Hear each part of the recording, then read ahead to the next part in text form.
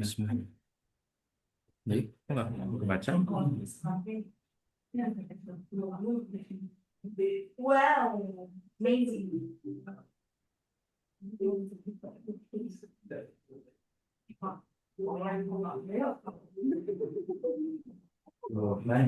Ya, udah ngomong, eh, dulu ke situ. baik, Bapak Ibu mohon perhatiannya. Terima kasih. Sepertinya Ibu juga sudah gabung di Zoom. Izin Ibu, kita ingin memulai acara pagi hari ini. Sebelumnya saya Silakan ucapkan Pak terima Anggi, kasih atas kehadirannya. saya mendengarkan Baik Ibu, dulu. Nanti saya sampai kantor saya bergabung ya. siap Ibu. Ibu bakal ibu ininya, Pak. Kalau ini yang dari kalau nggak ada ternyata. Kalau di Baik, terima kasih atas kesempatan yang diberikan. Saya buka terlebih dahulu. Assalamualaikum warahmatullahi wabarakatuh. Wabarakatuh. Saya ucapkan terima kasih kembali kepada rekan-rekan, baik yang hadir secara offline maupun online, eh, terkait agenda kegiatan koordinasi pagi hari ini mengenai sharing session ya, atau transfer knowledge dari hasil pelaksanaan workshop kurikulum. Lebih tepatnya ini kemarin judul workshopnya itu kan workshop penyusunan kurikulum pendidikan tinggi yang kebetulan Bu Rektor mengamankan tugas tersebut dihadiri oleh saya sama Pak Novi. Nah, terus yang berikutnya kegiatan tersebut kemarin itu berlangsung 2 hari, di mana hari pertama itu dilaksanakan dalam bentuk seminar, narasumbernya Bapak Samsul Arifin, eh, itu membahas tentang pengembangan kurikulum pendidikan tinggi berbasiskan OBE. Di hari kedua, kami diajak berkeliling karena kegiatan tersebut dilaksanakan di Universitas Pamulang, di kampus Victor Serpong. Kami diajak berkeliling ke kampus Unpam di kampus 1, kampus Victor, dan kampus 3. Nah, mereka menyampaikan bagaimana kondisi Universitas Pamulang terkait dengan link and match dengan industri, gitu ya. Nah, nanti akan kami ceritakan pengalaman-pengalaman selama kami 2 hari di sana. Nah, sebelum beranjak ke topik terkait dengan hasil studi banding yang secara nggak langsung menjadi studi banding, yaitu ya kemarin ya, kita mengenai link and match dengan industri di Universitas Pamulang, kita ingin menyampaikan pertama hal pertama yaitu tentang pengembangan kurikulum pendidikan tinggi. Nah, kemarin karena agendanya mungkin hanya 1 hari, memang eh, materi yang didapatkan tidak selengkap apa yang tercantum di PowerPoint ini. Kemarin dari Pak Samsul Arifin itu hanya menyampaikan sampai bagaimana kita menyusun atau menyesuaikan capaian pembelajaran lulusan di setiap program studi supaya sesuai dengan berbagai kebijakan, baik itu pemerintah, baik itu untuk keperluan akreditasi nasional dan internasional. Berikutnya, bagaimana kurikulum atau CPL tadi itu sesuai dengan KKNI dan SNDT terbaru.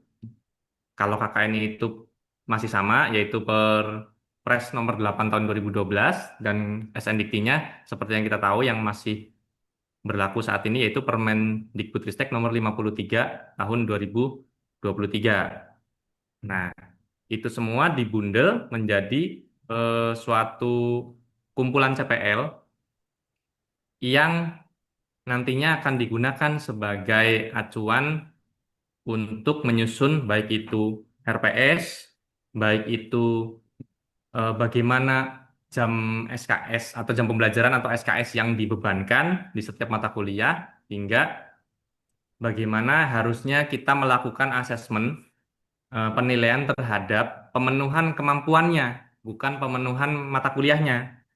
Nah, jadi yang dinilai itu CPL-nya, bukan mata kuliahnya nilainya A, B, C, D, E gitu, tapi CPL 1 tuh untuk mata kuliah terkait itu nilainya masing-masing berapa dibobotkan gitu. Itu gambaran umumnya. Nah, itu terkait dengan pengembangan kurikulum kemarin kita baru sampai CPL. Nah, kita mulai saja untuk tahap pertamanya di mana kita harus mengetahui dasar dari penyusunan kurikulum berbasis OBE. Ya, ini berawal dari bagaimana kita harus mengubah mindset yang selama ini kita pahami menggunakan content based education, di mana yang kita kaji adalah bagaimana mahasiswa bisa dapat nilai dari pertemuan 1 sampai 7. Nah, itu kalau di RPS kan kita tahunya itu ya. Kalau UTS pertemuan 1 sampai 7 itu nilainya berapa? Udah gitu kan ya. Nah, tapi kita lupa bahwa setiap pertemuan itu sebetulnya mengandung capaian pembelajaran yang dibebankan ke mata kuliah, ya, yang berujung ke CPL. Jadi capaian pembelajarannya isinya kan kemampuan mahasiswanya. Mahasiswa mampu, bla bla bla bla. Biasanya kita nulis di RPS gitu kan ya. Nah, mahasiswa mampu ini, mampu itu gitu. Nah, kriteria mahasiswa tersebut sudah mampu atau belum, nah itu yang dinilai.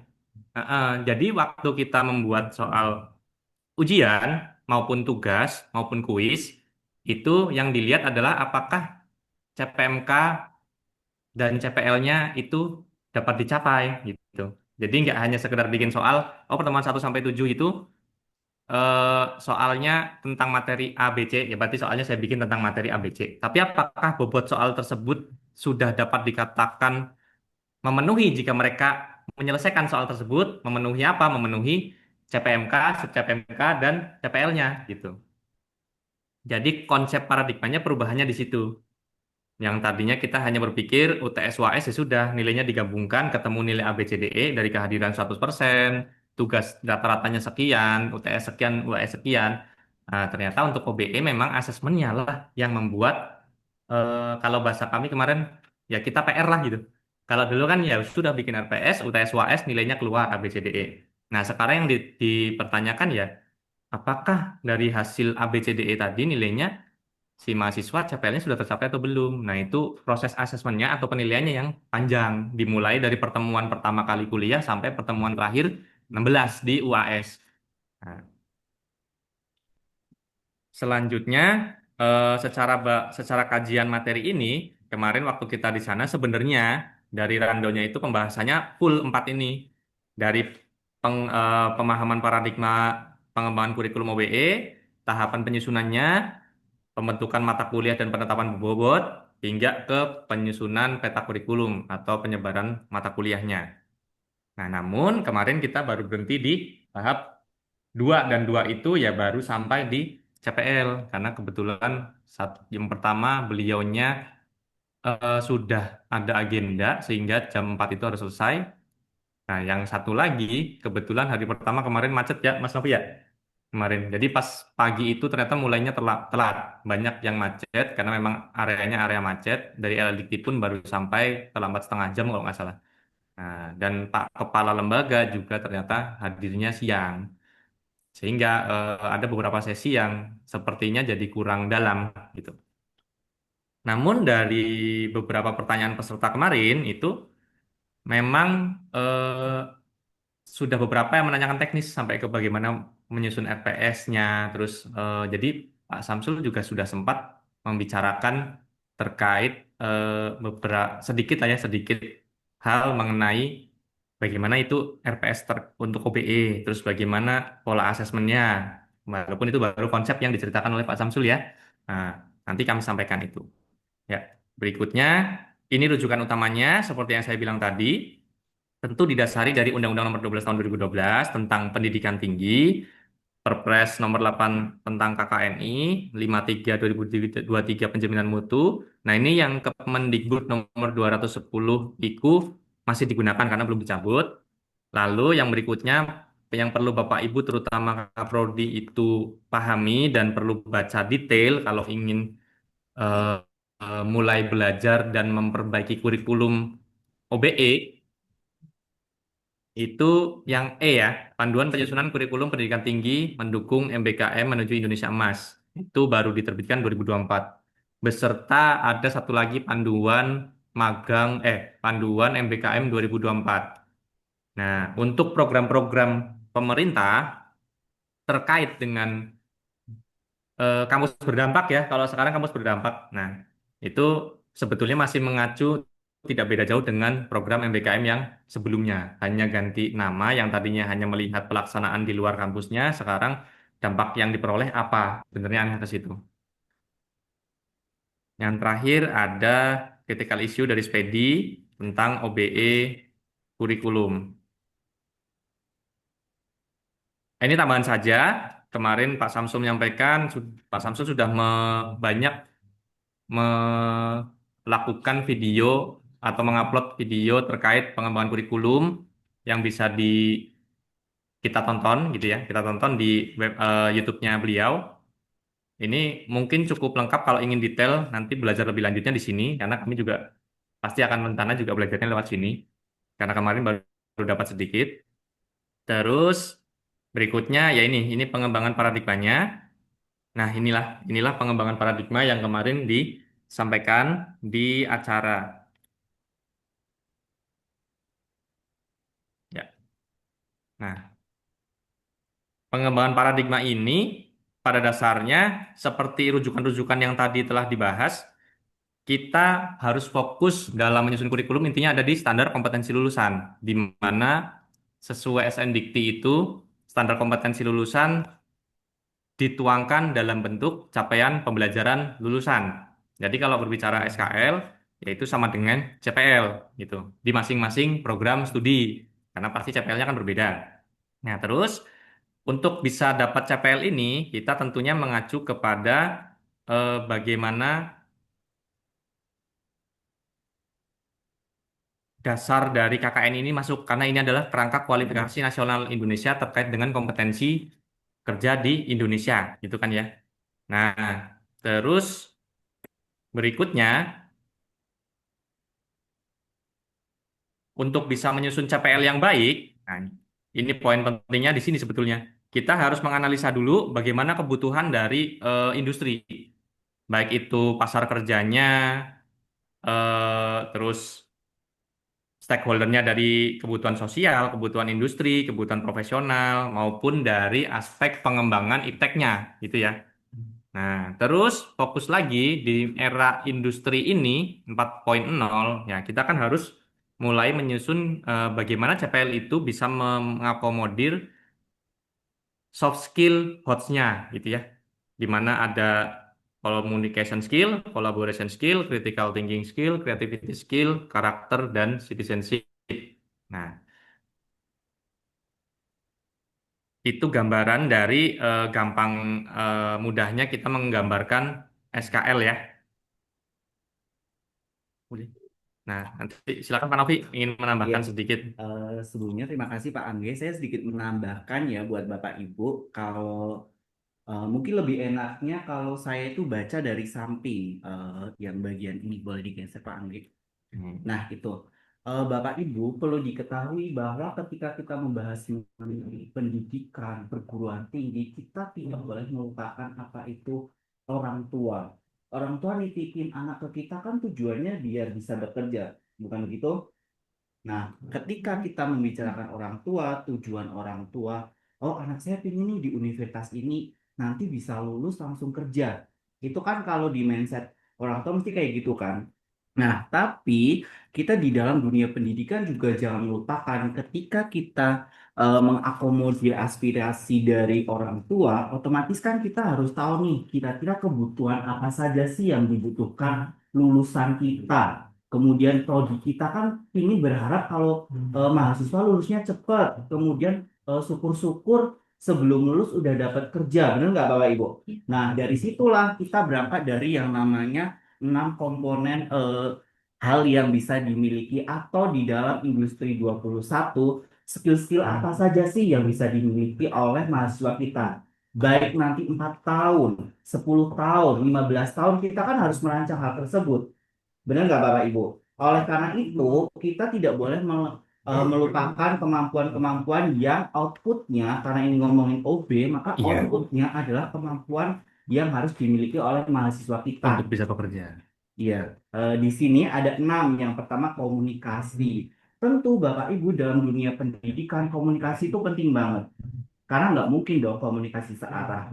Benar nggak? Apalagi ketika kita pengajaran, itu kita melatih mahasiswa kita untuk komunikasi yang baik. Misal dalam presentasi, itu kita melatihnya bukan hanya komunikasi. Ternyata kita juga harus melatih kemampuan mahasiswa dalam kolaborasi. Kolaborasi di sini mungkin kita sudah melakukan ya yang mata kuliah project base itu. Nah, itu kan mata kuliah kolaborasi di mana kita bisa mengundang stakeholder untuk ikut join dalam akademik atau dalam proses pembelajaran. Serta critical thinking ini digaungkan oleh menteri, Bapak Ibu. Menteri-menteri itu selalu menggaungkan mengenai critical thinking. Apa sih critical thinking? Critical thinking itu adalah kemampuan untuk berpikir kritis. Gimana kemampuan berpikir kritis bisa diasah? Dengan cara diskusi. Jangan hanya kita kayak ceramah, itu mohon maaf udah zaman kuno banget ya Bapak Ibu ya, kalau kita kuliah kayak ceramah full. Jadi kita harus diskusi bareng dengan mahasiswa, apalagi dengan case-case yang nyata. Itu akan lebih menarik minat mahasiswa juga. Serta kreativitas, karakter, dan citizen itu menjadi bagian yang tidak boleh terpisahkan dalam kemampuan-kemampuan yang dimiliki oleh mahasiswa. Bukan hanya itu saja, Bapak Ibu. Ternyata kalau ngomongin yang di bawah itu, Pak Anggit, boleh tuh. Iya. Nah, ini ada berapa sih? 15, 15. 15. 15 kemampuan ini didapat dari Forum Ekonomi Dunia. Jadi mereka melakukan penelitian per 2 tahun mesti publish. Kemampuan-kemampuan apa sih yang bakal dibutuhkan oleh mahasiswa untuk, ya mohon maaf jangan sekarang ya udah banyak ya. Dan itu kan kita kayak tahu juga ada beberapa pekerjaan yang bakal tergantikan. Nah, dari situlah sehingga kemampuan tersebut itu dikanalisasi oleh KKNI. Bapak Ibu, apa itu KKNI? Ya KKNI itu acuan kita buat bikin SKL atau CPL, di mana diatur dalam undang-undang tentu saja. Mungkin sebagai sarjana, lulusan sarjana maksud saya, itu kita berada di tingkat 1 sampai 6. Kemudian lulusan magister tingkat 7 7. sampai 8. 8. 7 itu profesi. Oh, 7 profesi. Mm-mm. Mohon maaf, 7 profesi. Kemudian 9 itu dokter. Bapak Ibu, dalam menentukan SKL, perlu kita ingat SKL atau CPL adalah core bisnis kita, apalagi dalam PTS. Jadi Bapak Ibu, dalam menentukan SKL juga kita harus mengundang stakeholder. Contoh, misal guru, atau mungkin orang-orang yang bekerja dalam industri. Mungkin kalau dari ilmu komunikasi, PR ya, PR atau humas. Kemudian kalau dari teknik ya orang-orang teknik dan orang-orang yang berkompeten dalam bidang hal tersebut. Untuk apa? Ya untuk kita bisa menghasilkan CPL Bapak Ibu atau SKL. Yang akhirnya itu kan kalau kita SKL dan CPL kan menjadi sebuah acuan kita untuk bikin FPS. Ya diturunkan dalam mata kuliah dari CPL ke dari CPA ke CPMK ke baru ke sub. CPMK. Begitu Bapak Ibu. Oke Bapak Ibu, ketika membicarakan mengenai misalkan kita udah diskusi bareng, mungkin Bapak Ibu kan kalau ngomongin diskusi butuh biaya, benar nggak sih? Nah, itu Bapak Ibu bisa menikmati hal tersebut dengan misalkan kita, oh relasi kita sebagai S2 kan mesti banyak relasi ya Bapak Ibu, apalagi mungkin teman-teman kita kan juga udah punya ada yang bekerja di bidang pendidikan maupun tidak. Nah, itu bisa Bapak Ibu gunakan atau istilahkan berdayakan kenalan-kenalan Bapak Ibu untuk bikin forum diskusi yang akhirnya bisa menentukan CPL yang tadi menjadi core bisnis kita. Apalagi kita kan di PTS harus benar-benar kayak kuat nih SKL kita harus gimana kayak gitu. Oke, setelah ngomongin SKL itu selesai atau katakanlah udah beres nih di prodi masing-masing, maka kita turunlah ke kurikulum. Kenapa turun ke kurikulum? Karena kurikulum menjadi dasar bagi kita atau tonggak kita dalam membuat sebuah mata kuliah. Itu di dalam kurikulum itu ada 8 standar. Kecil-kecil banget ya, Pak. Mm-mm. Oke, kalau ngomongin 8 standar itu ada Hmm. yang pertama, yaitu Mbak kelihatan. Ini Standar gede, proses gede. Oh, standar proses pembelajaran itu berisi apa? Berisi mata kuliah, SKS-nya berapa, tadi jamnya berapa, kemudian turun ke standar penilaian. Bapak Ibu, standar penilaian tadi benar banget dijelasin Pak Anggi bahwa kalau kita membicarakan mengenai penilaian, mungkin saya juga masih seperti itu ya. Kita kan kayak bungkus kemas ya. Kalau UAS ya udah 80, ya udah 90, ya udah 100. Padahal kalau menggunakan pendekatan OB itu kita melihat dari sub CPMK-nya. Jadi bagian mana nih? Misalkan kita bikin 5 soal. Oh, anak tersebut misalkan 5 soalan 20. Misalkan anak tersebut kok di poin 4 kurang. dapat cuma 5 Mm-mm. doang, atau di bagian mata Mm-mm. kuliah Bapak Ibu yang 14 pertemuan itu kok ada cuma 20 doang. Nah, itu yang dijadikan Bapak Ibu evaluasi. Oh, mahasiswa saya rendah ya di bagian ini. Nah, itu menjadi evaluasi dari Bapak Ibu untuk selanjutnya menentukan apakah perlu nggak sih materi ini. Kayak gitu. Apakah kita mengajarnya kurang katakanlah menggunakan media-media yang aktif sehingga, atau media-media yang kayak misalkan kalau zaman sekarang kan digital, sehingga mahasiswa kayak motivasinya kurang untuk membaca. Kemudian kayak aduh, apalagi kalau rumus-rumus ya Bapak Ibu ya, mungkin kan kayak aduh malas banget kayak itu. Nah, mungkin di bagian itu kayak oh kurang, berarti itu juga menjadi bahan evaluasi buat kita. Bukan hanya itu saja, ternyata ada juga standar isi. Standar isi itu membahas mengenai ketercapaian CPL-nya kita, Bapak Ibu. Kembali lagi CPL. Dalamannya. Oke. Nah, terus ada standar pendidik dan tenaga kependidikan. Di standar pendidik dan ketenaga pendidikan itu adalah diharapkan kita semua itu tahu Bapak Ibu visi misi universitas, visi misi prodi ya kita tahu. Bahkan kalau bisa tendik-tendik semuanya tahu. Maka mohon maaf, bahkan yang bagian membersihkan juga tahu diharapkan. Karena dari misalkan kita tahu tentang visi misi itu muncul awareness. Dari awareness itulah dilanjut ke workshop, dilatih biar oh semakin ahli. Jadi kalau ada orang nanya, visi misi usia apa? Kita udah kayak lancar, udah di keluar otak ya ibaratkan ya udah kayak ibaratnya udah kayak fase. Terus ketika ada mohon maaf bagian satpam nanya juga visi misi apa nih, udah pada paham juga, dan itu kan juga salah satu media promosi, benar nggak sih kayak gitu. Terus ada juga standar sarana dan prasarana. Nah, di sini adalah terdiri dari misalkan perpustakaan, lab, kemudian apa lagi ya?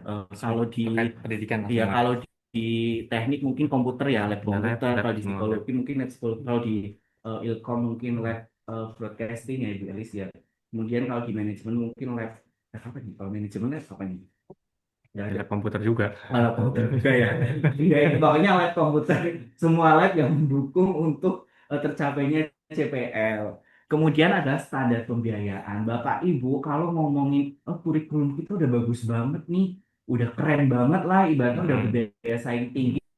Tapi kalau Udah diperbaiki. pembiayaannya nggak ada, sama aja zong ya. Maka dari itu di standar pembiayaan juga kita dilatih untuk mungkin di materi Bapak Ibu atau kuliah Bapak Ibu tuh ada praktikum. Nah, itu diatur mahasiswanya bayarnya berapa dan sebagainya. Lalu standar pengelolaan. Standar pengelolaan itu berisi tentang eh Yang bawah. apa Tata ya? kelolanya ini. Yang bawah. Yang bawah. Nah, ini Tata kelola. yaitu tentang leadership, manajemen, dan resource dan lain sebagainya itu diatur dalam standar pengelolaan. Dan satu hal lagi Bapak Ibu, kalau ngomongin standar tuh ada dua standar tambahan, Pak Anggi, koreksi ya kalau salah, itu ada standar penelitian dan standar pengabdian masyarakat yang akhirnya nanti tercipta SPMI. Itu tambahan. Oke. Eh, selanjutnya Pak. Saya tambah dikit ya. Nah, nah, tadi yang disampaikan Pak Novi betul. Intinya yang kita sampaikan paradigma OBE ini bagaimana kita bisa menyusun capaian pembelajaran lulusan dengan baik dan sesuai dengan profil lulusan. Nah, nanti intinya CPL itu berangkatnya dari mana? Ya dari profil lulusan kita. So, kita harus tahu peran lulusan kita itu nanti di masyarakat itu mau jadi seperti apa, bisa apa kan gitu kan ya profil lulusannya. Nah, baru nanti kalau profil lulusannya sudah ditetapkan, baru kita membahas CPL yang berbasiskan tadi dasarnya ada KKNI yang diceritakan Pak Novi, mengundang berbagai jenis stakeholder, baik itu industri, bahkan sampai orang tua itu boleh diundang jika kita perlu mengundang mereka untuk mengetahui sebenarnya orang tua mahasiswa tuh kenapa menyekolahkan anaknya di tempat kita itu alasannya apa seperti yang dibilang Pak Novi tadi. Nah dari situ kita bisa kembangkan, oh ternyata pengennya mereka biar langsung kerja kan gitu jadi tahu. Nah terus dasar yang terakhir tadi ya berdasarkan dari SN Dikti, terutama di standar pendidikan. Nah, yaitu 8 standar tadi sesuai Permen 53. Terus dalam kita menyusun profil dan CPL-nya, jangan lupa bagaimana sih proses pembelajaran itu nantinya akan berjalan sesuai dengan konsep OBE dan juga sesuai dengan aturan pemerintah, gitu kan ya. Nah, kita jangan pernah melupakan yang namanya eh, calon mahasiswa kita tuh generasi yang seperti apa sih kan gitu kan ya. Nah, kalau kita melihat generasi sekarang itu kan kita tidak bisa berbicara bahwa dosen itu ngajarnya kayak zaman dulu lah yang hanya ceramah yang tadi Pak Novi sampaikan. Kita harus benar-benar up to date dengan perkembangan juga. Nah, karena apa? Gen Z itu lebih kritis dan lebih memahami teknologi masa kini kan gitu ya. Nah, otomatis yang kita perlukan apa supaya mereka bisa langsung kerja ya? Tentunya kita harus menyediakan wadah supaya mereka bisa bereksperimen sehingga mahasiswa juga akhirnya akan punya experience, gitu kan ya? Experience yang bisa diinternalisasikan dengan baik di dalam proses pembelajaran, gitu kan, selama perkuliahan berlangsung. Terus yang akhirnya nanti mereka bisa konstruksikan sebagai suatu kompetensi-kompetensi yang hasilnya bisa diterbitkanlah ijazah yang kita mau gitu. Mahasiswanya lulus sesuai dengan lulusan, kerjanya juga nanti sesuai dengan profil lulusan. Nah, gitu. Untuk dapat experience tadi, tentunya berarti kita harus menerapkan kalau di Indonesia kita tidak boleh melupakan kurikulum kita sesuai dengan SNDikti. Salah satunya, tadi udah standarnya ya, SNDikti standar pendidikan itu harus dicek dari standar isi, standar proses, standar penilaian. Itu poin utama yang mendukung terwujudnya suatu CPL atau SKL. Nah, selain itu, ada di dalam standar proses pembelajaran itu membahas mengenai hak belajar mahasiswa 3 semester di luar program studi maupun di luar perguruan tinggi. Artinya, memang eh, kurikulum yang kita susun memang harus, kalau menurut saya bilang harus ya, bukan hanya hak itu untuk mahasiswa. Namanya mahasiswa punya hak, berarti yang punya kewajiban menyediakan itu siapa?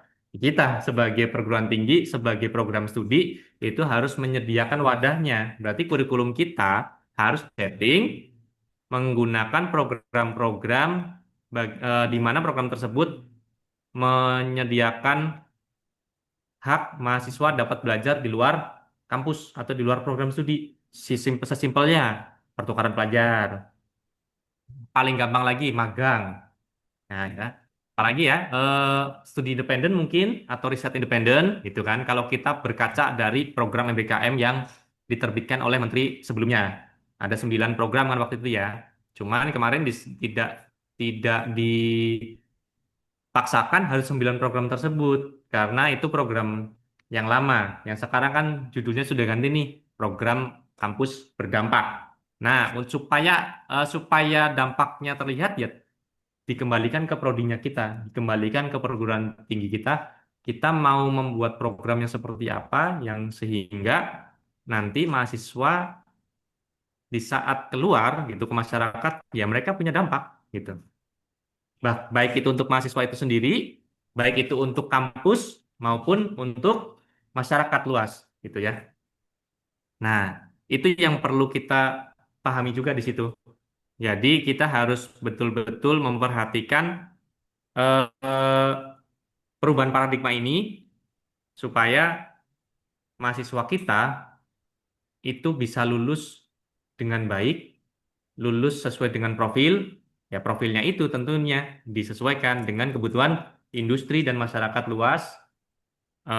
Lalu mahasiswa juga harus diberi kemampuan industri 4.0 supaya mereka bisa beradaptasi dan bisa mengikuti apa ya istilahnya kalau bahasa kita tuh bisa kerja lah gampangnya gitu.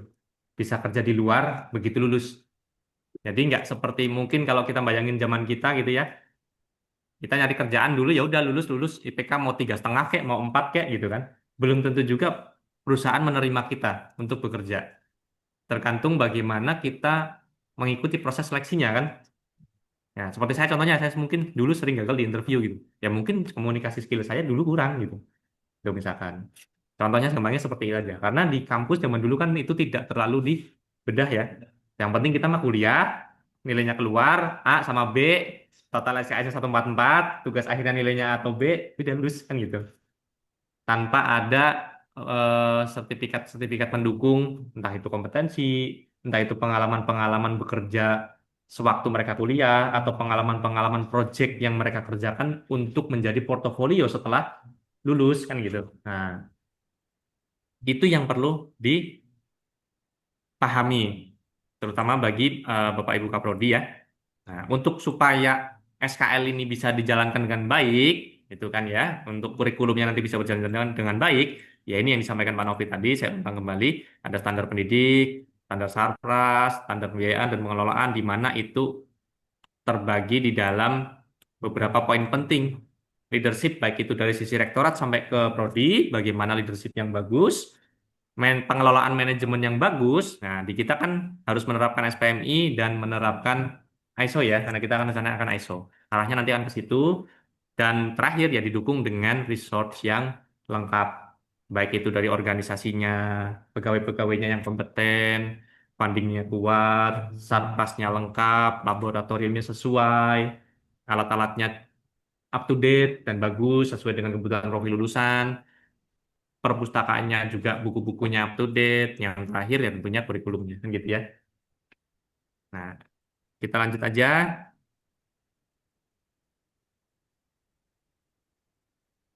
Nah, ini yang berikutnya di mana secara umum dalam pembentukan suatu kurikulum yang tadi saya sampaikan, kita harus mematchkan ya supaya kegiatan pembelajaran di dalam kampus, kalau kita karena masih semuanya sarjana itu berarti levelnya 6 tadi di KKNI, itu bisa di-matchkan ke industri gitu. Nah, caranya seperti apa? Ya tadi kita harus membuat suatu program-program di mana kemampuan mahasiswa itu bisa diimplementasikan secara langsung ke industri, gampangnya gitu. Kalau kita pengen profil lulusan kita mahasiswa jadi peneliti, berarti mahasiswa harus sering-sering kita ajak project bareng. Nah, kalau kita pengen mahasiswanya jadi lawyer, berarti kita harus sering-sering koordinasi atau kerjasama dengan lawyer-lawyer di luar atau perusahaan-perusahaan jasa lawyer kan gitu ya, supaya mereka bisa magang di perusahaan tersebut yang teknik mesin, teknik elektro sama maupun yang sosial, ilmu komunikasi, entah itu PR, psikologi, gitu ya, jadi asisten psikolog dan sebagainya. Nah, itu kita perlu kerjasama itu. Nah, kerjasama tersebut tidak dipungkiri akan ada mungkin ya gap antara CPL yang kita inginkan dengan kondisi perusahaannya kan. Nah, belum tentu perusahaan tersebut juga CPL-nya sama persis. Nah, sama yang dibutuhkan sama profil lulusan kita. Nah, disitulah tantangannya. Nah, dalam menghadapi tantangan tersebut, tidak perlu diambil pusing. Nah, dalam artian gini, kita menyusun profil lulusan dan CPL itu kan sudah eh, tadi sesuai konsep awal, kita idealnya sudah mengundang atau berdiskusi dengan berbagai pihak, dengan berbagai stakeholder ya. Nah, sesuai dengan kebutuhan terkini kan. Nah, berarti pada saat kita melakukan kerjasama dengan industri, gitu ya. Nah, itu kita harus dalami industri tersebut dulu. Mereka pekerjaan yang dapat dilakukan seperti apa, dan kita harus diskusi dengan perusahaan tersebut, apakah CPL-CPL kita itu cocok di perusahaan tersebut. Gitu ya. Nah, yang berikutnya, jika ada hal-hal yang eh, tidak atau tidak mendekati lah. Saya bilang mendekati ya, karena antara industri dengan CPL itu tidak akan saklek 100% sama, gitu ya. Nah, mendekati CPL kita dan itu tidak ada di dalam komponen CPL kita, ya itu ditambahkan ke dalam kompetensi tambahan. Gampangnya gitu. Jadi bukan dihapus, bukan dikurangi, bukan perusahaannya suruh menyesuaikan, tapi mahasiswa dianggap memperoleh kompetensi tambahan. Dituangkannya kemana? Ya di SKPI. Kalau mahasiswa sekarang kan dapat lulus kan dapat 3 ya. Dapat ijazah, transkrip, sama surat keterangan pendamping ijazah. Selain materi-materi pekerjaan yang mereka lakukan di industri yang sesuai CPL, konversikanlah ke dalam mata kuliah sesuai dengan komponen CPL yang kita akui. Sisanya ya direkognisi secara internal oleh kampus, oleh prodi, dan itu akan dimasukkan ke dalam SKPI gitu. Jadi bukan itu terus nggak ditulis, nggak dibuang. Nah itu kenapa? Karena kemampuan itu juga sudah mereka dapatkan. Berarti mereka dapatnya lebih di sana kan gitu. Nah, itu gambaran dari link and match, gampangnya ya, link and match dengan industri. Terus yang terakhir, tentunya selain menggunakan KKN, ISN-Dikti, dan juga CPL internasional, kalau kita ingin akreditasi internasional, ya jangan lupa, itulah kenapa Bu Rektor sedang gencar-gencarnya mencari kerjasama dengan lembaga sertifikasi profesi atau sertifikasi kompetensi. Karena bagaimanapun juga pekerjaan-pekerjaan di industri di luar sana mereka berdasarkan salah satunya yaitu standar kompetensi kerja nasional Indonesia kalau kita di Indonesia kan. Nah, jadi jangan lupa pada saat kita menyusun profil lulusan, menyusun SKL itu kita harus mengkaji kita pengen mahasiswa kita lulusnya jadi apa. Nah, jadi apanya itu kita cari standar kompetensi kerjanya dia seperti apa sih? Itu yang nanti jadi acuan untuk menyusun CPMK-nya sampai ke sub CPMK-nya. Jadi mahasiswa mampu apa, itu akan di-match-kan ke standar kompetensi kerja nasional Indonesia SKKNI. Nah, kalau contoh gampangnya, kalau di komputer kebetulan di SKKNI-nya itu sudah banyak dan Aptikom Asosiasi Program Studinya sudah mengembangkan kurikulum yang berdasarkan eh, standar internasional dan sesuai dengan SKKNI. Jadi ada peta okupasinya. Jadi kita lebih mudah untuk mendowngrade-nya. Kita mau milih yang mana, nanti kemampuannya mau apa aja. Nah, itu tinggal kita padukan ke dalam sekian CPL yang ada di prodi masing-masing. Gitu ya. Pak Novi ada mau tambahan di bagian ini? Nah, terus kita lanjut aja. Ini yang sudah dibilang oleh Pak Novi tadi, dari 6 skill di abad 21. Ini bisa dilihat sendiri dan ini perlu dipahami di mana mahasiswa harus bisa punya skill komunikasi yang bagus, teamworknya yang bagus. Kalau kita ngomong kerja kan kita nggak mungkin kerja sendirian. Nah, itu kan harus kita bisa berbicara dengan banyak orang. Kita juga harus bisa berkolaborasi dengan berbagai jenis orang gitu. Kan nggak mungkin satu tim itu orangnya sama-sama ekstrovert semua kan nggak mungkin gitu kan. Ada yang introvert, ada yang suka apa ngumpet di rumah aja, ada yang sukanya lewat Zoom aja, ada yang sibuk gitu, sering pergi-pergian itu kan perlu komunikasi dan skill teamworknya yang bagus supaya pekerjaan tim bisa berjalan dengan baik kan gitu pada saat bekerja. Terus berikutnya ada literasi informasi. Jadi bagaimana mereka bisa mengembangkan skill komunikasi dan kolaborasinya gitu kan ya? Ya karena ada alat-alat yang mendukung. Salah satunya kalau zaman sekarang ya adanya informasi yang aktual dan cepat gitu ya. Ya di mana ya ini literasi terkait dengan informasi, berbagai informasi. Itu kan sekarang anak sekarang sudah sangat mudah mendapatkan itu. Nah, itu harus dikembangkan bagaimana mereka bisa memperoleh informasi-informasi yang valid gitu. Terus alatnya apa? Ya perkembangan teknologi informasi dan komunikasi. Sumber datanya dari mana? Ya, berbagai macam sumber data yang bisa ditarik dari basicnya dari big data, AI dan IoT. Itulah kenapa dari USI juga kalau saya bisa kembangkan, Bu Rektor menginginkan kita mengikuti perkembangan tersebut. Makanya di mata kuliah universitas kita semua prodi dapat AI dan big data, ada robotika nanti gitu kan ya. Nah, itu ke arahnya ke situ. gitu, supaya mahasiswa nanti kita up to date dengan perkembangan-perkembangan teknologi saat ini. Nah, terus eh, berikutnya supaya mereka juga bisa bekerja sama dengan baik atau bekerja dengan baik di perusahaan, ya tentunya mereka harus punya pola pikir yang sesuai dengan kebutuhan industri. Ya ini pola pikir yang sesuai dengan kebutuhan industri. Mereka harus punya skill bagaimana menyelesaikan suatu permasalahan. Nah, secara dunia nyata ya, tidak hanya angan-angan gitu kan. Nah, ini contohnya kemarin kita banyak dosen yang eh, bikin tugasnya studi kasus ke mahasiswa. Tapi studi kasusnya itu sebetulnya kita angan-angan aja, buka dari buku, di situ ada contoh soal studi kasus gitu kan ya. Kita pakai lah gitu untuk mereka belajar studi kasusnya.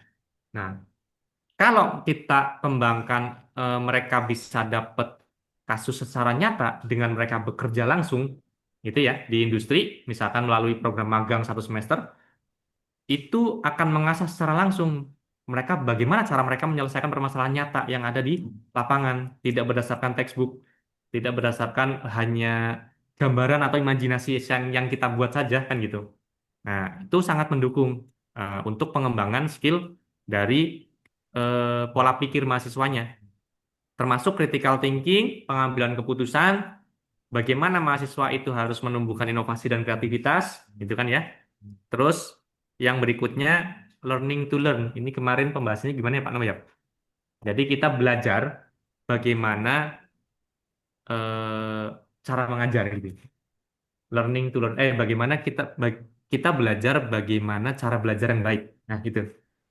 Nah, nah, karena bisa jadi gitu kan. Kalau kita dalam menangkap informasi atau belajar itu kita juga belum memahami, ya bagaimana juga kita sebagai dosen terutama ya bisa menyampaikan hal tersebut ke mahasiswa. Nah, berarti kita juga harus mengarahkan banyak-banyak apa ya, arahan-arahan kepada mahasiswa supaya mereka tuh bisa belajar dengan baik. Bisa jadi kan mereka motivasi belajarnya turun karena suatu hal gitu kan ya.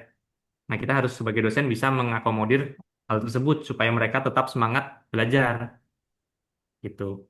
Terus yang terakhir setelah 3 komponen tadi terpenuhi, ya tinggal mengikuti kondisi di dunia nyatanya gitu ya. Bagaimana mereka menerapkan 3 hal tadi untuk hidup di masyarakat gitu kan ya. Gitu. Terus nanti hasilnya akan terbentuk menjadi suatu hal apa ya. Karakter mahasiswanya akan terbentuk baik, karir dan pola hidupnya juga akan lebih baik gitu kan ya. Harapannya kan itu ya.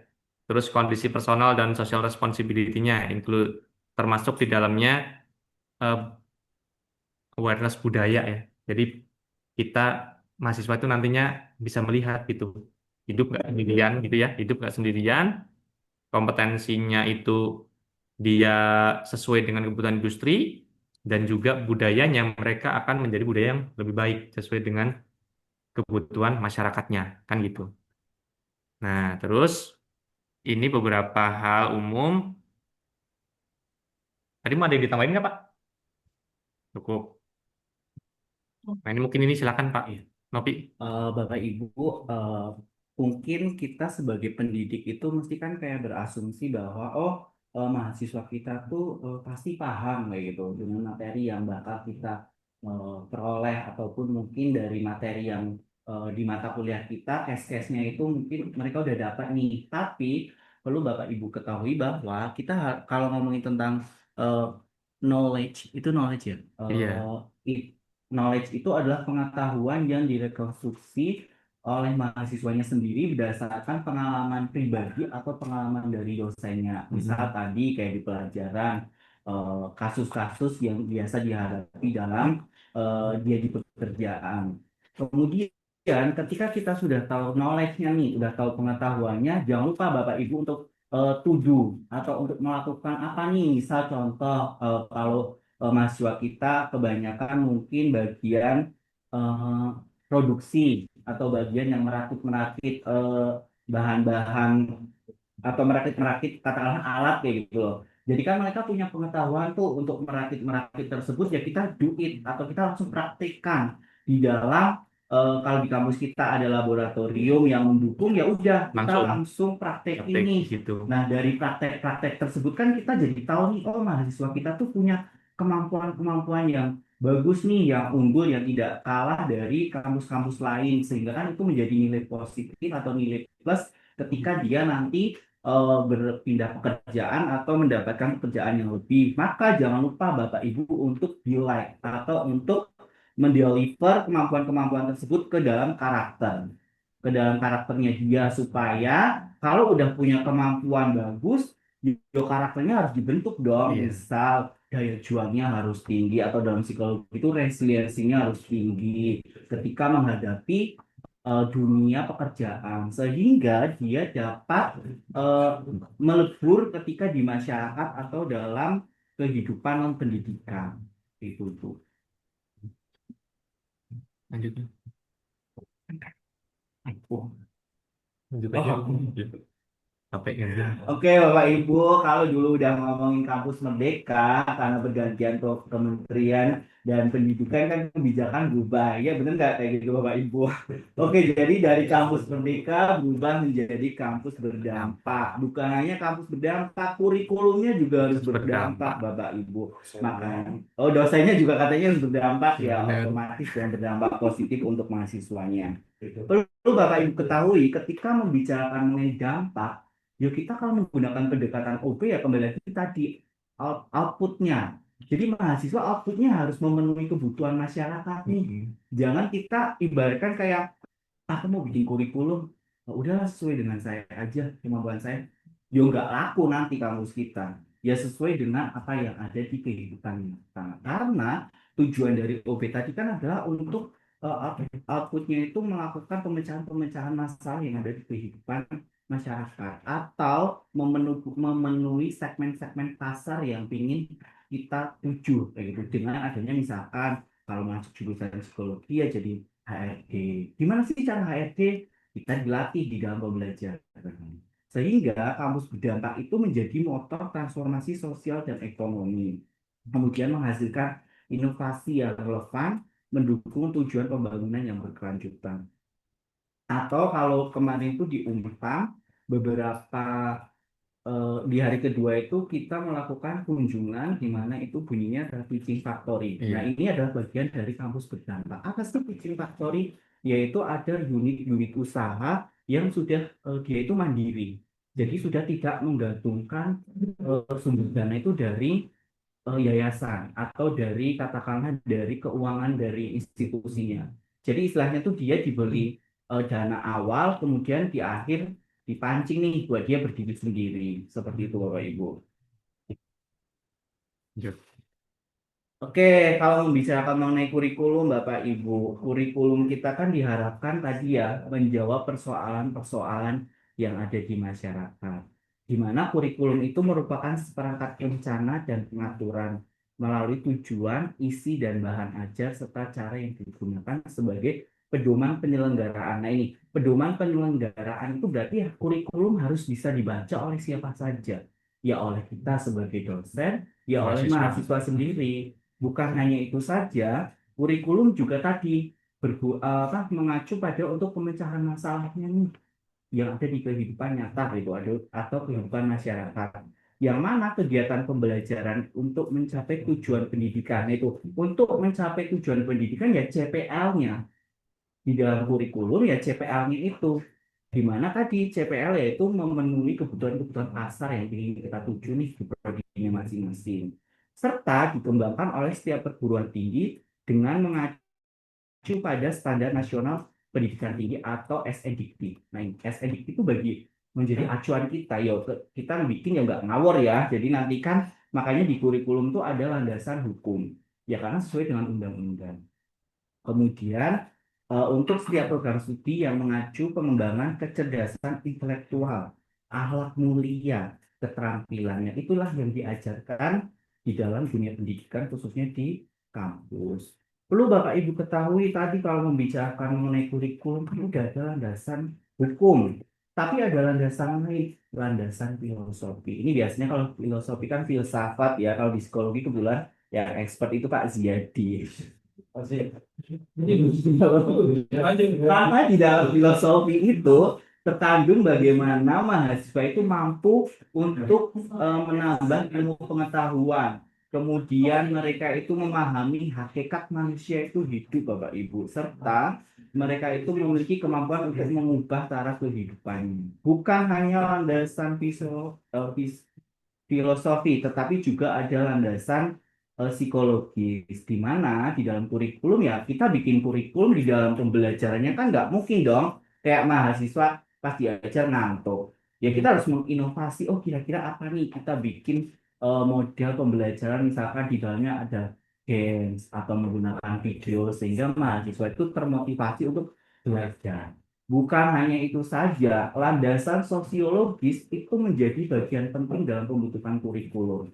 Kenapa seperti itu? Ya karena tadi cita-cita kita, misalnya tadi harapan kita ketika mahasiswa lulus dari fakultas, misalnya fakultas psikologi itu memenuhi kebutuhan, CPA-nya gimana, itu harus berekonstruksi dengan kehidupan sosial di masyarakat. Serta ada landasan historis, Bapak Ibu. Landasan historis itu apa? Kita bisa memasukkan faktor-faktor budaya sesuai dengan ciri khasnya kampus, ciri khasnya fakultas. Kita mau gimana nih? Misalkan kalau di Papua kan bisa pembelajarannya ada kebudayaan yang membahas Papua atau dalam psikologi itu dikenal dengan indigenous. Atau ketika kita udah bikin kurikulum, kita bisa nggak nih kurikulum diwariskan ke eh, tahun depannya, misalkan 5 tahun lagi, bisa nggak diwariskan? Itu kan.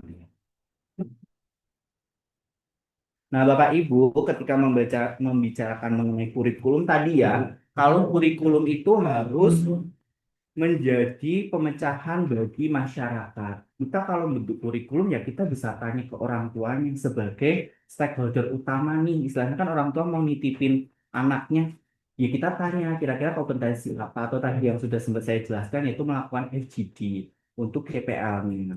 Kemudian bisa juga kita yudikatif, yudikatif itu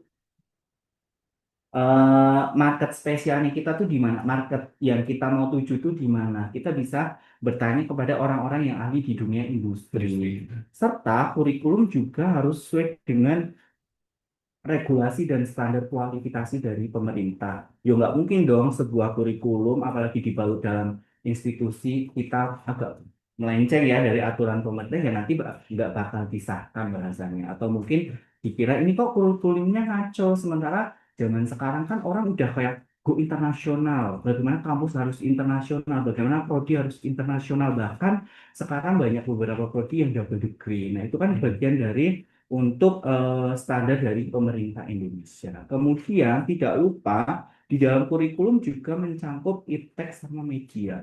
Kita sebagai dosen juga jangan antipati dengan ChatGPT. ChatGPT itu bisa membantu kita kalau benar-benar kita manfaatkan dengan baik dan benar kayak gitu. Karena nggak mungkin kita menutup mata ya di zaman sekarang kayak aku nggak mau lah gunain ChatGPT, ya ketinggalan zaman kayak gitu. Terus atau mungkin diksi dan lain sebagainya. Kemudian kalau ngomong tentang iptek, ya tentu kurikulum itu berkembang.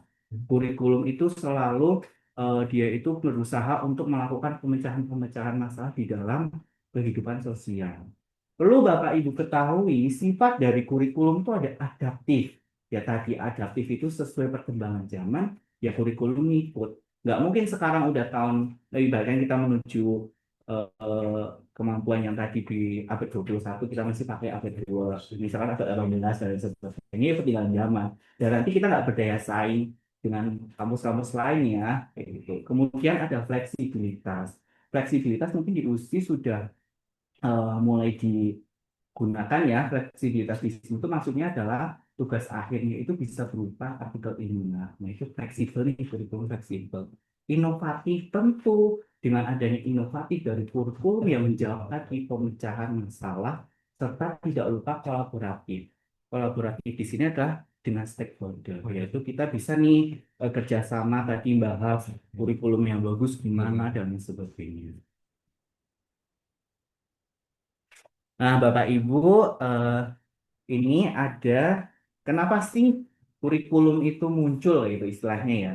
Pertama, kalau kita membicarakan mengenai analisis realitas permasalahan dan kebutuhan yang ada di masyarakat ya tadi masalah-masalah kontribusinya di kita apa ya kontribusinya untuk masyarakat apa sih? Apakah ada masalah atau enggak? Inovatif enggak sih kurikulum kita ketika dirasa kurikulum kita tidak ketika dirasa permasalahan-permasalahan tersebut tidak perlu melalui pendidikannya resmi, ya mereka cukup kayak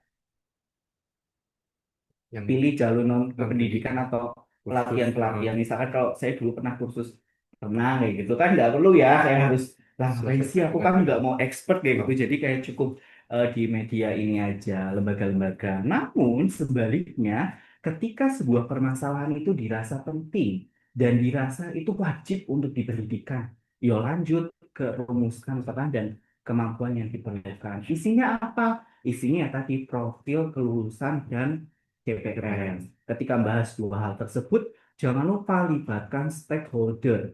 Itu yang penting ya, stakeholder tadi kan karena itu menjadi core bisnis kita. Yaitu. Kemudian, desain dan pengembangan kurikulum. Lalu Bapak Ibu setelah desain dan pengembangan kurikulum, yaitu ada desain dan pengembangan pembelajaran. Isinya apa? RPS kita Bapak Ibu. Mungkin kalau S1 masih 100% ya RPS-nya. Di dalam penggunaan RPS itu ada namanya CPL, CPMK, dan sub-CPMK. Implementasi setelah RPS itu dijalankan, jangan lupa Bapak Ibu kita lakukan MONEF formatif dan sumatif. Formatif itu proses, sumatif itu dinilai dari hasil akhir, mungkin UASnya Pak. Iya. Nah, kalau formatif itu perlu Bapak Ibu ketahui dan ini menjadi hal yang penting juga bahwa formatif itu berhubungan dengan seberapa lama sih mahasiswa kita lulus. Karena kalau udah ngomongin formatif, nanti berhubungan juga dengan outputnya apa nih. Kalau mahasiswa kita lulusnya lama, ya nanti membebani pada saat akreditasi. Lalu ada 3 hal setelah MONEF itu ada output, outcome, sama impact. Bapak Ibu kalau ngomongin output itu bisa berupa IPK atau masa studinya. Kemudian kalau outcome itu keberhasilan dari CPL-nya. Sedangkan impact itu adalah ketika mahasiswa itu sudah bekerja, itu impact-nya ada nggak nih dari CPL-nya kita. Namun menjadi fakta menarik adalah ketika mohon maaf yang bagian Ban PT mungkin saya dan Wahyu ya. Pak Wahyu, Pak Wahyu. Itu penilaian dari Ban PT itu untuk outputnya itu untuk outcome-nya itu langsung ke impact. Jadi apakah dalam pekerjaan itu mahasiswa CPL-nya tercapai atau enggak sih? Itu. Baru setelah itu dilihat nih kita dari CPL-CPL yang udah kita buat, oh kira-kira mana sih yang bagus, mana yang kurang, baru kita perbaiki dan revisi lebih lanjut. Seperti itu. Oke, Bapak Ibu. Kalau ngomongin tentang OB tadi ya, OB itu kan lebih kepada pendekatan atau outputnya itu gimana sih langsung menjawab permasalahan yang ada di masyarakat. Kalau teknik pengertiannya mungkin Bapak Ibu bisa dibaca ya, tapi kalau saya jembatan keledainya langsung, oh kalau OB langsung aja outputnya, output yang nyata gitu udah pendekatan OB. Namun kalau membicarakan mengenai OB itu ada teknis sama strateginya. PDCA. Apa itu? P planning, D do it atau do, kemudian C itu chart dan A itu assessment. Planningnya apa? Pengembangan kurikulum. Ya tadi pengembangan kurikulum berhubungan dengan CPL, stakeholder, kemudian CPMK, sub CPMK. Desain penyusunan RPS-nya ya tadi setelah didapat dari pengembangan kurikulum. Lalu ada pelaksanaan program pembelajarannya sesuai dengan RPS nggak nih? Atau dengan paradigma struktur kurikulumnya nggak nih? Kan nggak mungkin kalau nanti jauh banget ya kita bikin RPS kok kurikulumnya beda gitu. Atau kebalikannya kurikulumnya udah benar kok RPS-nya ngawur biasanya. Nah itu harus diperhatikan. Penilaian dan evaluasi yang mendorong pencapaian CPL ini juga bisa dilakukan setelah kita melakukan pembuatan pembuatan RPS, kemudian kurikulum itu kita bisa melakukan penilaian. Tindak lanjut, nah ini tindak lanjut adalah tadi apa sih CPL-CPL yang sudah berhasil dan sama yang belum itu kita bisa kayak menindaklanjut kembali atau membranding kembali. Nah, dalam OP itu ada tata kelola dan administrasi. Tadi sumber daya manusia, pengelolaan sumber daya tentu berhubungan dengan teknik dan kependidikan. SIA untuk mendukung OP yaitu tadi berhubungan dengan hal-hal yaitu sistem informasi akademiknya itu gimana, udah mendukung OP-nya belum. Penjaminan mutu dan monet itu bisa juga dilakukan di internal kampus. Kemudian pelaporan dan akuntabilitas itu Bapak Ibu untuk pelaporan dan akuntabilitas di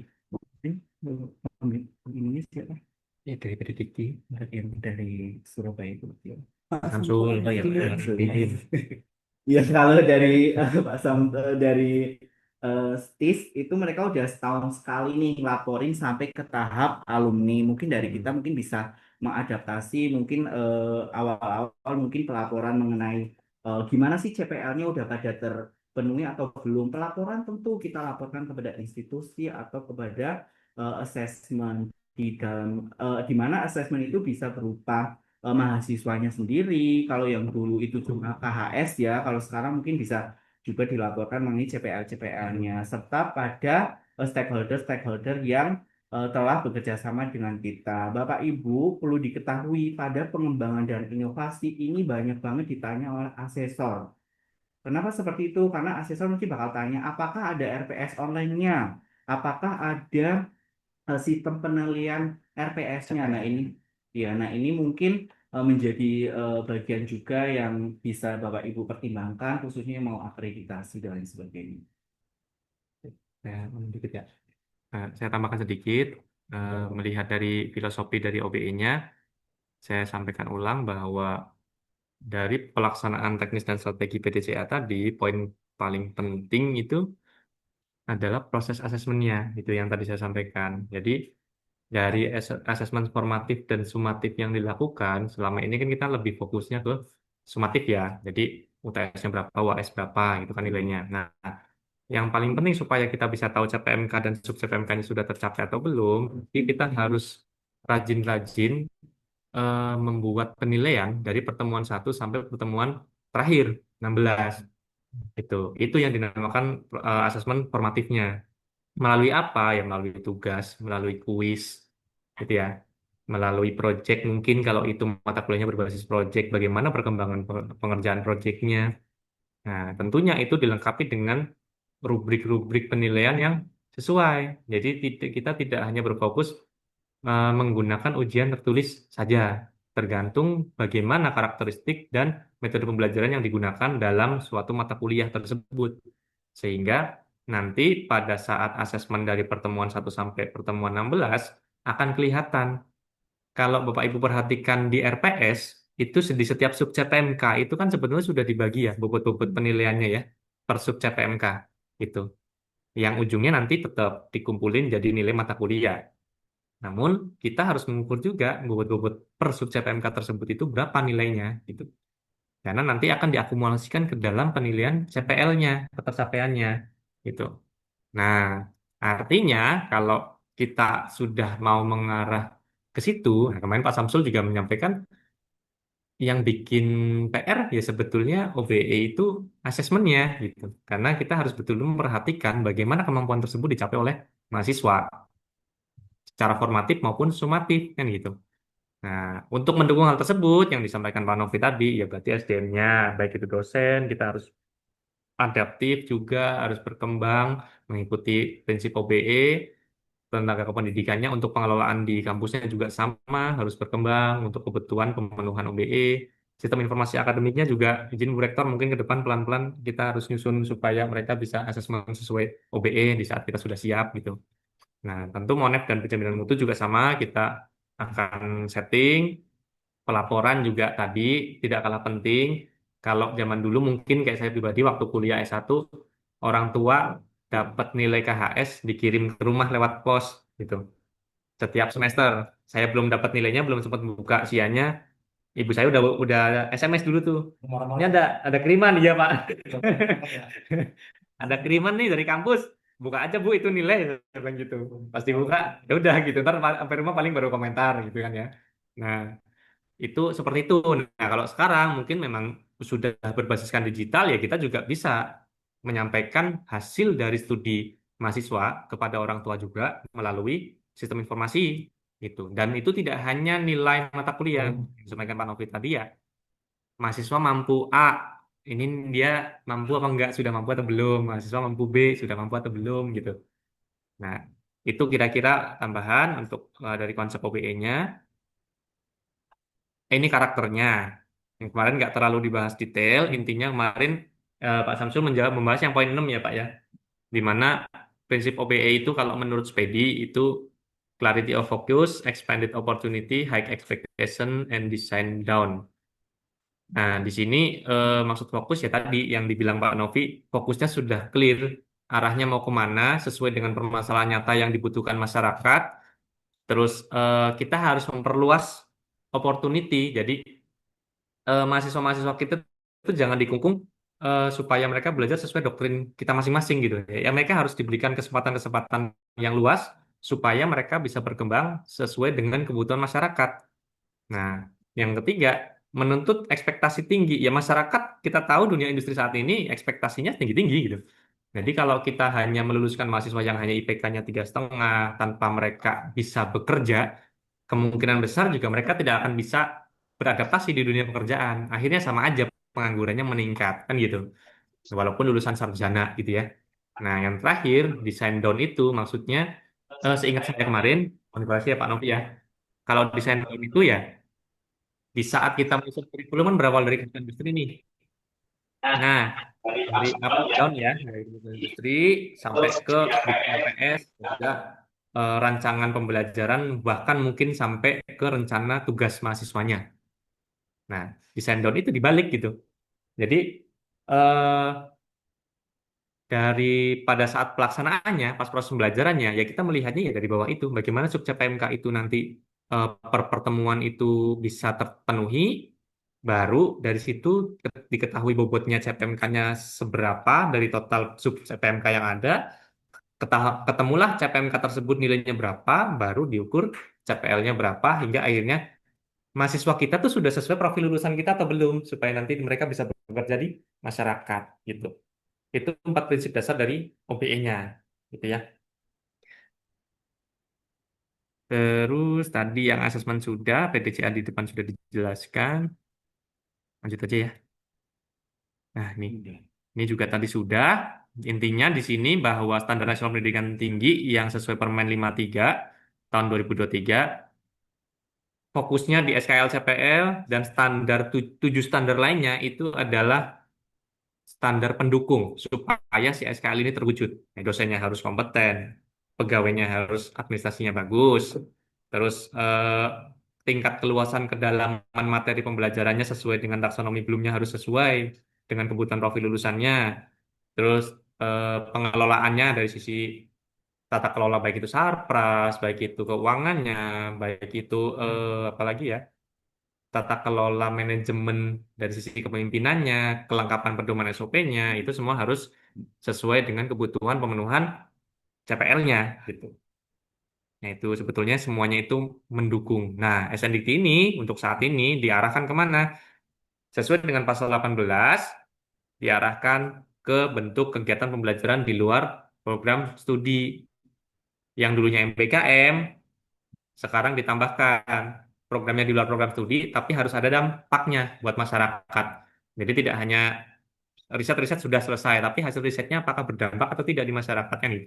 Nah, program kampus berdampak ini kemarin dari penuturan Pak Samsul bisa mengakomodasi dari program MBKM yang 9 sebelumnya, 9 program bisa juga disesuaikan dengan kebutuhan program studi di masing-masing perguruan tinggi.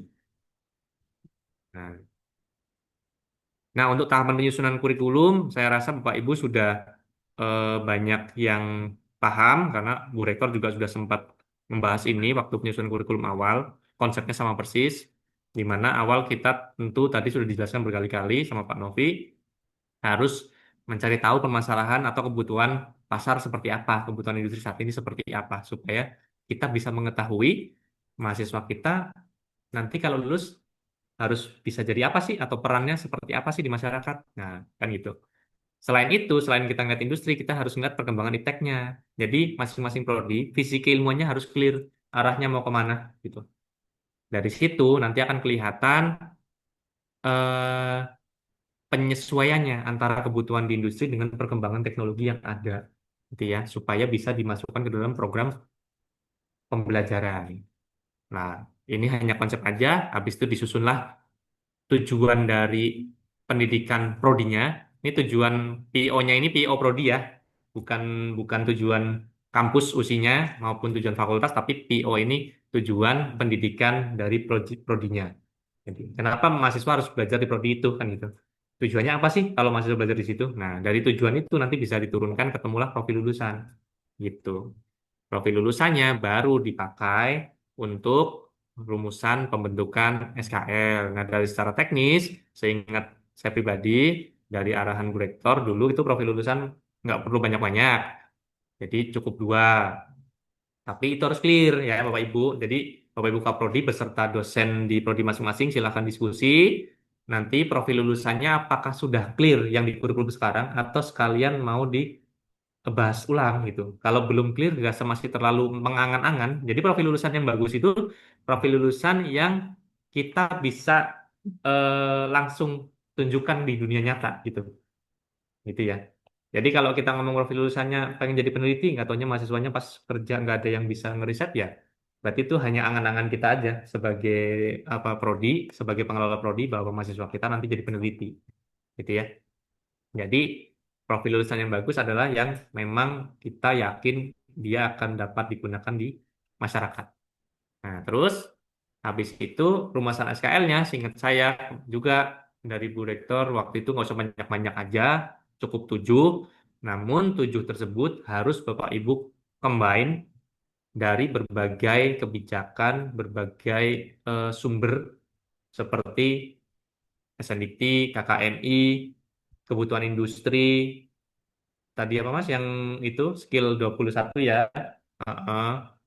Terus kalau orang tua tadi mau dimasukkan mereka pengennya dia apa mungkin nanti bisa juga ada insight-insight bahwa mereka pengennya mahasiswa anaknya mereka tuh punya kemampuan apa kan gitu kan. Nah, itu juga mungkin bisa jadi insight. Terus yang satu lagi berdasarkan dari hasil tracer studi gitu ya. Jadi keberhasilan studinya, terus kesesuaiannya mereka seperti apa. Nah, baru setelah itu disusun BOK-nya yang ini masuk ke dalam tingkat kedalaman dan keluasan materi pembelajarannya, bahan kajiannya seperti apa.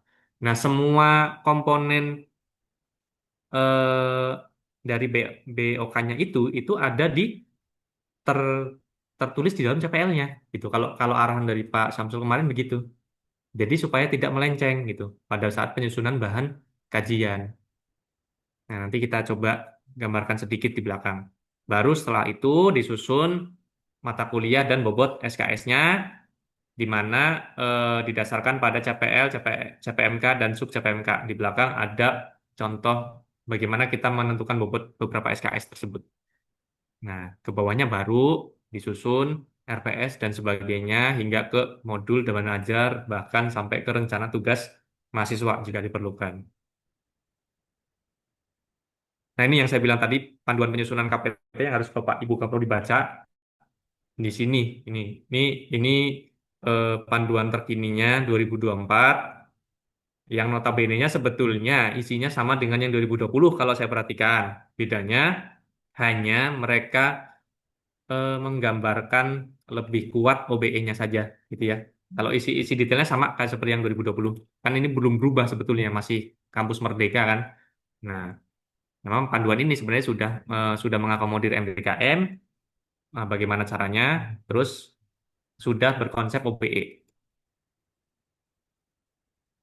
Nah, terus ini yang berikutnya, kemarin kita langsung ke itu ya Mas ya. 22. Nah, itu tuh. Mm-mm, Yang makanya. enggak yang Nah, ini gambar nih. itu. Enggak. Yang mana? Apa tuh? Lagi. Oh, Nah, ini. itu. Nah, ya, silakan Mas. Eh, Bapak Ibu, kembali lagi saya tekankan mungkin karena kita kan kampus baru ya Bapak Ibu, maksudnya dalam artian ada yang sudah punya lulusan ataupun belum. Nah, untuk menentukan kayak lulusan kita SKL-nya tuh mau gimana atau CPL-nya tadi, misalkan kalau yang sudah punya lulusan kan bisa pakai research study. Sementara kalau yang belum punya lulusan ya tadi kita bisa melakukan FGD dengan expert-expert ataupun orang-orang yang dirasa kita kayak oh ini memiliki relevansi dengan prodi kita masing-masing. Kalau baca mengenai diagram di atas saya sih gampangnya gini Bapak Ibu, prodi kita mau jadi apa, kemudian kemampuannya apa saja dan belajar apa saja. Itu tiga tiga itu sih menurut saya kalau saya bacanya kayak gitu. Mau jadi apa ya profil lulusannya kita mau jadi apa nih? Kalau di psikologi kan HRD sama marketing research analisis. Nah, kemudian eh, kemampuannya apa saja sih yang dibutuhkan dari CPL-nya? Yaitu tadi merangkum semuanya baik dari SNDT, visi misi institusi, kemudian kemampuan-kemampuan di abad 21, lalu need assessment atau hal-hal kemampuan-kemampuan yang dibutuhkan secara umum, kemudian benchmarking dengan perguruan tinggi baik di dalam maupun luar negeri. Setelah kita menentukan CPL, baru turun nih ke bahan kajian. Kebetulan banget di psikologi itu bahan kajiannya sudah ada sesuai dengan asosiasi masing-masing. Kalau nggak salah kemarin juga pada saat workshop itu teknik informatika sudah ada juga bahkan kurikulumnya ya Pak Anggi ya. Jadi Nah nanti itu kamu udah tinggal bikin. disesuaikan dengan ciri khasnya masing-masing Bapak Ibu. Jadi nanti Bapak Ibu bisa juga bahan kajian melihat nih dari asosiasi atau lembaganya masing-masing. Baru setelah itu turun nih dari bahan kajian sama CPL mata kuliah. Mata kuliah di sini itu yang udah ada apa aja. Kemudian perlu Bapak Ibu ketahui bahwa ketika menentukan mata kuliah itu kira-kira sesuai nggak sih sama CPL-CPL yang ada di kitanya dan Bapak Ibu dengan adanya mata kuliah tersebut atau tadi dengan research tadi misalkan lulusan kita itu ternyata katakanlah misalkan dari akuntansi oh perbankan ternyata mata kuliah apa aja nih yang sudah membahas mengenai ilmu-ilmu perbankan nah itu bisa dikelompokkan atau di klaster mungkin itu juga bisa di asesor juga nanya kayak gitu ya mungkin ya karena kan saya nggak tahu maksudnya belum pernah ini tapi ini dari Pak Samsudi juga di YouTube-nya bilang kalau asesor kadang menanyakan nih mata kuliah yang mendukung CPL-nya tuh apa aja. Namun kebalikannya kalau ada mata kuliah yang dirasa kok ini nggak mendukung nih, nah itu Bapak Ibu bisa untuk evaluasi dan lain sebagainya. Baru setelah itu turun dari pembuatan RPS sampai bahan ajar yang akhirnya ke pelaksanaan pembelajaran sehingga memiliki output-output atau kemampuan-kemampuan yang dimiliki oleh mahasiswanya sesuai dengan profil dan keahlian yang ingin kita bentuk seperti itu. Ini contoh-contoh aja kali ya. Ya, ini yang sebenarnya nah itu ya yang Islam itu CPL 1. Oh iya. Ini kan tadi Iya. udah. Lagi dapat. Nah, ini. Oh iya. Nah, kita sudah sedikit memahami tadi bagaimana cara pengembangan kurikulum berbasis OBE. Nah, ini udah mulai masuk bagaimana kita mencoba menyusun CPL-nya ya, Bapak Ibu ya. Kalau profil tadi itu lebih mudahnya ya maknanya adalah peran kan gitu kan. Peran yang dilakukan lulusan sesuai bidang prodinya setelah lulus studi. Jadi di masyarakat mereka bisa apa kan gitu kan ya deskripsinya. Nah, ini contoh-contoh profil lulusan. Ini contohnya kebetulan karena kemarin Pak Samsul itu kayaknya IT ya Mas ya. Jadi contohinnya kayak IT, kayak contohnya IT, gitu ya. Nah, ini contoh-contoh profil lulusan sarjana. Terus kalau setelah kita tahu profil lulusan tersebut, nah gampangnya yang paling cepat ini. Nah, kenapa reformulasi dari butir CPL sekarang itu karena kita sudah tidak ada Permendikbud 3 2020, kan SNDIK-nya sudah diperbarui ke Permen 53. Nah, pada saat Permendikbud 3 tahun 2020, itu kan CPL masih kebelah menjadi 4 bagian spesifik ya, Bu ya. Sikap, keterampilan umum, keterampilan khusus, dan pengetahuan. Nah, yang di SNDIK ditetapkan itu CPL-nya banyak. Ada CPL sikap itu kalau nggak salah ada 10, keterampilan umum itu ada, bukan keterampilan umum ya, pengetahuan kalau nggak salah. Nah, sikapnya 10, terus sama pengetahuannya itu 9 kalau nggak salah yang di lampiran SNDIK tahun 2020. Nah, setelah di Permendikbud Ristek 53 itu kan tidak berbunyi seperti itu lagi. Jadi CPL itu isinya intinya adalah kesatuan kemampuan dari aspek sikap, keterampilan dan pengetahuan. Nah, digitukan saja. Nah, basicnya dari mana kita tahu sikap yang bagus? Ya kita kembali ke KKNI-nya karena yang masih berlaku kan KKNI. Nah, di dalam KKNI itu ada 6 capaian pembelajaran yang diberlakukan untuk seluruh jenjang program studi, gitu ya. Nah, ada bertakwa, memiliki moral, berperan, hingga ke menjunjung tinggi penegakan hukum. Nah, itu semua dibundel, jadi kita tidak perlu membuat CPL banyak-banyak, karena kalau ke depan nanti arahnya kita mau akreditasi internasional, yang dilihat itu utamanya kan kurikulum. Nah, semakin versinya Pak Samsul gampangnya, semakin kita banyak nyusun CPL-nya yang harus dinilai. Kan yang dinilai bukan mata kuliah ya Bapak Ibu ya, nilai kan CPL-nya kan. Nah, otomatis kita kan bikin penilaiannya semakin banyak. Nah, oleh karena itu eh, pada saat akreditasi yang dijelasin juga kan semakin banyak gitu ya kalau akreditasi internasional. Nah, oleh karena itu ya sesuai arahan rektor kita kompres dari rujukan berbagai macam bagian itu menjadi 7 CPL. Nah, kalau dari KKNI ini bisa jadi CPL umum, contoh simpelnya dari 6 komponen capaian pembelajaran ini diformulasikan menjadi satu CPL saja yang bawah gitu. Dari 6 tadi jadi berubah menjadi mampu menunjukkan sikap dan karakter. Itu kan sudah masuk di bagian A dan B nih yang mencerminkan ketakwaan, etika, integritas, berbudi pekerti luhur, sosial lingkungan, menghargai, menjunjung tinggi penegakan hukum, mendahulukan kepentingan bangsa masyarakat luas. Ini kan sudah ada masuk semua nih. Masyarakat luas. Terus menghargai keberagaman budaya, bekerja sama memiliki peran sosial, ada nih masalah sosial dan lingkungan. Berperan sebagai warga negara yang bangga cinta tanah air. Ada dia berbudi pekerti luhur, peka dan peduli masalah mana ya tadi. Nah, ini yang kepentingan berbangsa dan masyarakat luas, menjunjung tinggi penegakan hukum. Nah, itu semua sudah masuk jadi satu CPL. Nanti selanjutnya setelah kita lihat dari kompetensi umumnya itu hanya untuk sikapnya gitu kan ya. Nah, untuk kompetensi utamanya, nah di Permen 53 itu kan bunyinya kompetensi utama dan kompetensi pendukung atau tambahan singkat saya. Nah, jadi kompetensi utamanya kita ngelihat dari mana? Masih dari KKNI yang dasarnya. Karena kita masih adanya program sarjana semua, berarti kurikulumnya program sarjana, ada 4 kompetensi utama di program sarjana yang harus dipenuhi sesuai dengan KKNI level 6. Nah, ada 4 nih, menguasai konsep teoritis, mampu memformulasikan penyelesaian masalah prosedur atau pekerjaan. Yang kedua, mampu mengaplikasikan bidang keahlian.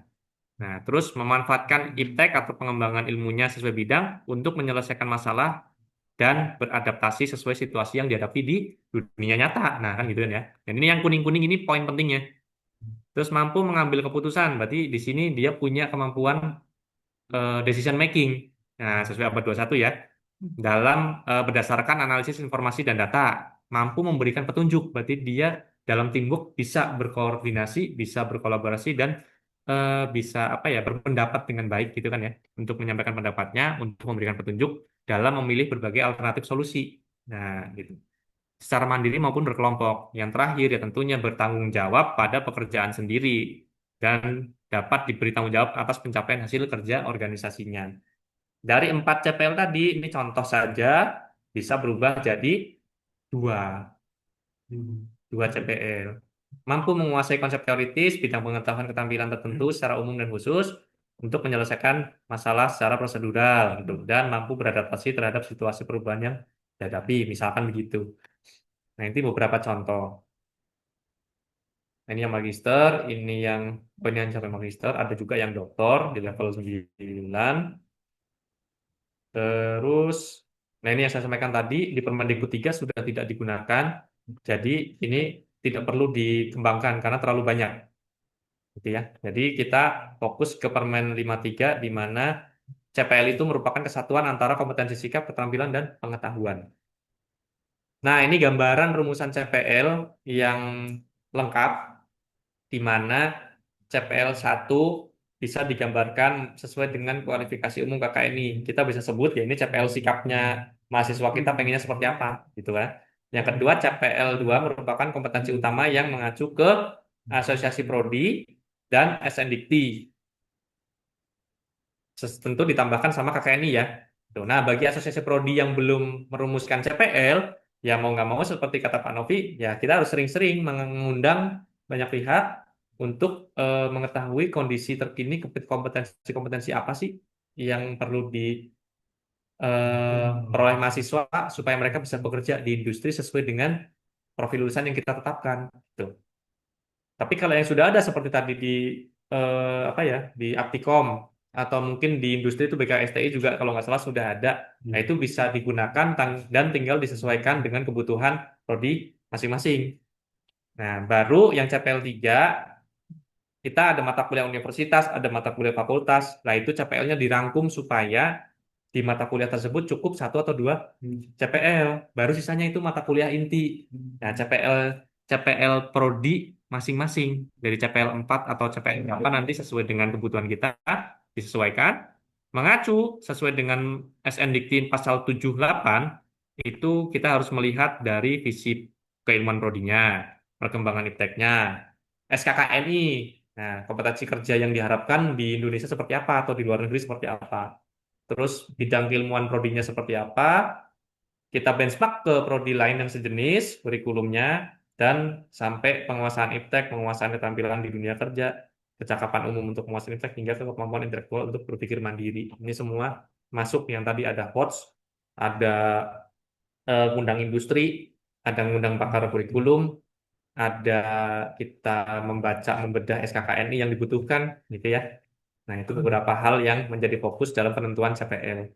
Jadi, jangan dihilangkan si dasar-dasar KKNI-nya, yang CPL-CPL umumnya. Karena ini sudah harus diterapkan sesuai dengan aturan perundang-undangan yang berlaku. Udah ya? Udah ya? Baik, karena memang waktunya sudah jam 12 kurang seperempat, nanti ini sudah di-share di grup dosen tadi sama Pak Novi untuk materinya. Ini ada contoh perumusan lengkapnya, bisa dipelajari sendiri. Terus kemarin kita dapat tip and tricks ya dalam penyusunan eh, profil dan CPL ya Mas ya, Pak Novi ya. Lanjut itu aja. Lanjut hari Senin nggak apa-apa. Boleh Bu. Kalau memang Ah, tapi itu hanya tip and trick aja Bu, pakai ChatGPT intinya. sama saya bilang gitu. Ya, ini sebenarnya materinya panjang. Harusnya kemarin seharian kita nggak dapat, ternyata nggak dapat materinya ya Mas ya. Tapi PPT-nya dikasih semua lengkap. Jadi nanti kan mungkin ke depan bisa kita diskusi-diskusi lebih lanjut di forum-forum berikutnya ya Ibu ya.